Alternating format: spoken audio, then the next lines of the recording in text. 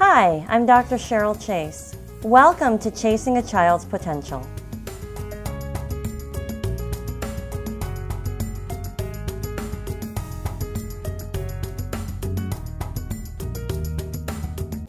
Today I'll be talking about some of the signs and symptoms of dyslexia.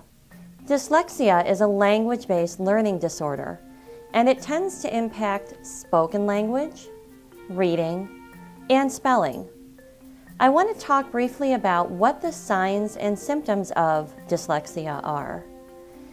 In a preschooler or a younger child, we're going to be watching for confusing of words, confusing of sounds of words, difficulty naming what it is that the child is seeing. So for example, the child may call a spoon a fork or vice versa, and difficulty with rhyming. So there may be games that you play with your child in which you ask him or her to rhyme, and the child doesn't rhyme along with you, isn't able to break the word down, use a different beginning sound, and make a new word that rhymes with the word that you put out there. Those are some of the early signs and symptoms of dyslexia. As we move into the early grades, kindergarten, first grade, we're starting to watch for difficulty naming letters, difficulty naming numbers, difficulty playing word games, and a hard time remembering what basic sight words look like. So the, as, difficulty with reading those. The child may seem to get it one day and then seem to not have that list memorized the next day. As we move into a little bit older grades, second grade, third grade, we start to see difficulty unlocking longer words. In other words, reading words that his or her classmates are reading, the child may have difficulty with. We may also see difficulties at that point with spelling, leaving out sounds, or substituting letters for other sounds. Difficulties with reading and difficulties with spelling tend to start to show up around third grade for many students. Is it possible that a student may have dyslexia and not be identified until the middle school years? Yes. There are different subtypes of dyslexia, and in some subtypes, it doesn't really show itself until more of those middle school years.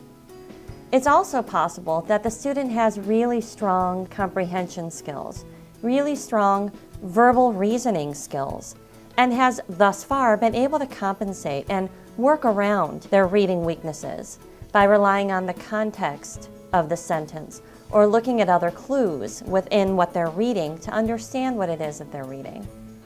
However, it's very possible that a student does make it to middle school and even older before he or she is properly diagnosed.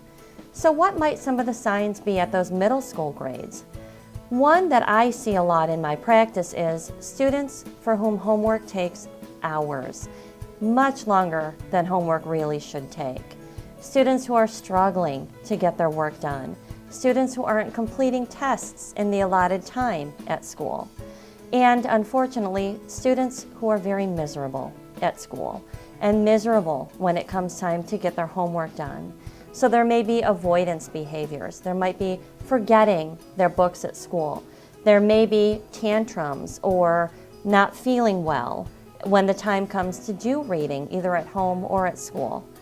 And those may often be some signs that a student is struggling with a reading disorder that hasn't been identified. Another sort of red flag that we look for is a student who seems so capable in conversation, a student who's able to explain things in a very elaborate and rather mature way. And yet, when that student has to write, when that student has to create a written answer to a question, the writing doesn't nearly represent the level of sophistication of their thinking. What about beyond middle school?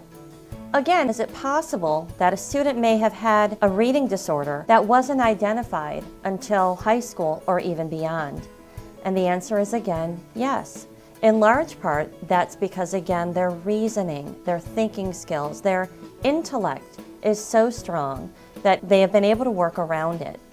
But it may be that for the first time, the reading, the volume of reading, and the complexity of reading that the student is expected to do has finally gotten to the point where it is so challenging that the student has finally met their match and is not able to be successful without some help and support in the academic setting. Another telltale sign that a student may be struggling with dyslexia at these older ages is difficulty with a foreign language. It may be that the student is facing taking a foreign language for the first time in high school. And so again, if difficulty acquiring your primary language has been the case, then we can definitely expect difficulty acquiring a secondary language. So there are times, and I've seen it in my practice as well, where it was difficulty with a foreign language class that had the student go for an evaluation. And in fact, we found that breaking down the sounds of spoken language were at the root of the student's difficulty with a foreign language. Up to this point, the student had been compensating, but that was no longer the case. Dyslexia is just one type of learning disability. There are many other types of learning disabilities. I have seen in my practice students who come in with a diagnosis of dyslexia who in fact are reading okay.